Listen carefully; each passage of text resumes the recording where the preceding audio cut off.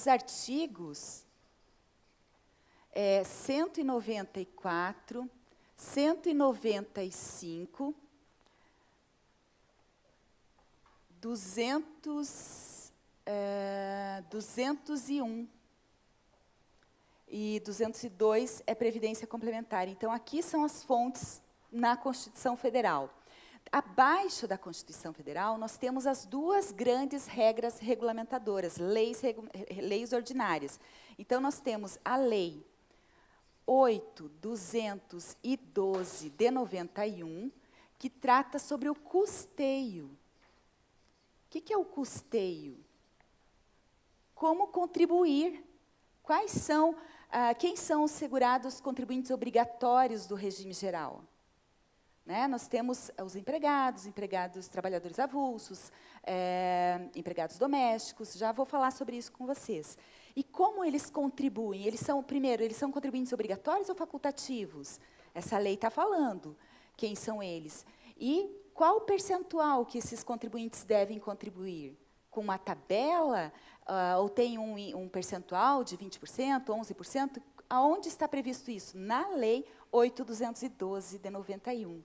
Aí nós temos a Lei 8.213 de 91, que é a Lei de Benefícios. Lei de Benefícios. E aí, nessa Lei de Benefícios, ela traz quais são os 10 benefícios e serviços da Previdência Social. Então, nós temos as 4 aposentadorias, as antigas 4 aposentadorias, que era a aposentadoria por tempo de contribuição, aposentadoria por idade, aposentadoria especial e aposentadoria por invalidez. Após a reforma, a aposentadoria por idade e a por tempo de contribuição, elas basicamente viraram uma só, que é a aposentadoria programada, aos 62 anos de idade para as mulheres, aos 65 anos de idade para os homens, tendo obrigatoriamente que cumprir 15 anos de carência.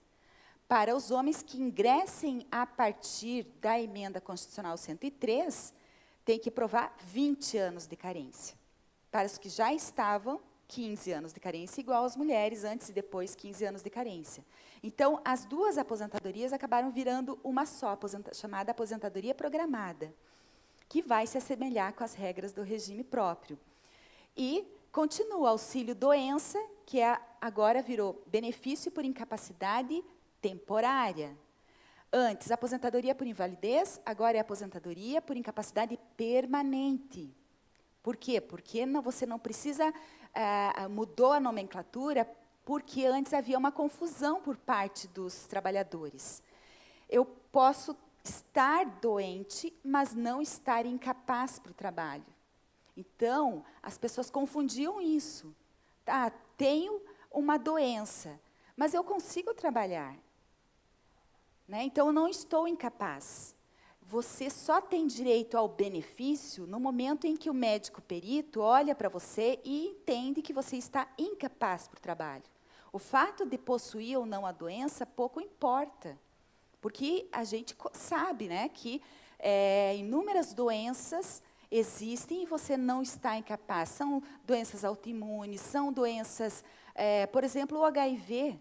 Há muitos anos que o HIV não incapacita mais. Tem a parte psicológica, psiquiátrica. Então, vamos ver, a parte psicológica, psiquiátrica, ela começa num determinado nível. E se ela se agravar, ela pode se tornar incapacitante.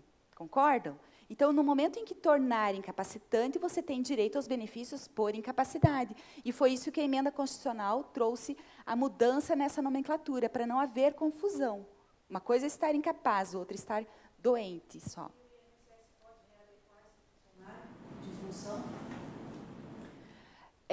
Você diz a pessoa que está declarada, colocou, o INSS deu um laudo dizendo que ele está incapaz para determinada atividade.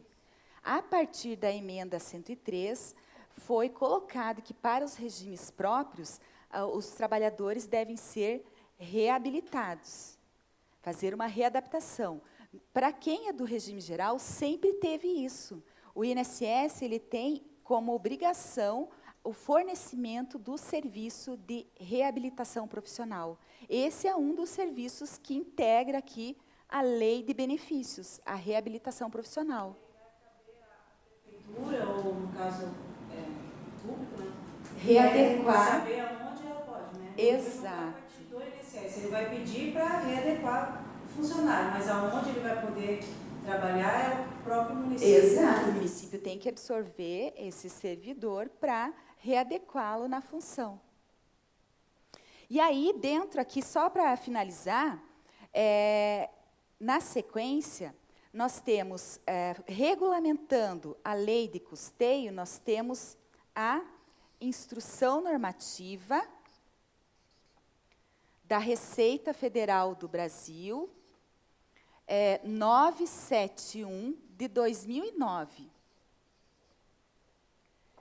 E, para a correspondente lei de benefícios, nós temos a recentíssima instrução normativa 120, instrução normativa do INSS, 128 ela é de março, agora, ainda de março de 2022, que ela revogou a instrução normativa 77 de 2015. Ela já está se adequando às novas regras da reforma. Por quê? Aqui no meio, na verdade, esqueci de colocar aqui, deixa eu trocar até para deixar bem ressaltado aqui. Entre as leis, as duas leis e as instruções normativas, nós temos o decreto 3.048 de 99, ele foi atualizado por um decreto 10.410 de junho de 2020. Esse decreto 10.410 alterou o decreto 3.048, que ele é chamado Regulamento da Previdência Social. Regulamento da Previdência Social. E ele regulamenta tanto a parte de custeio quanto a parte de benefícios. Então, ele está acima das duas instruções normativas.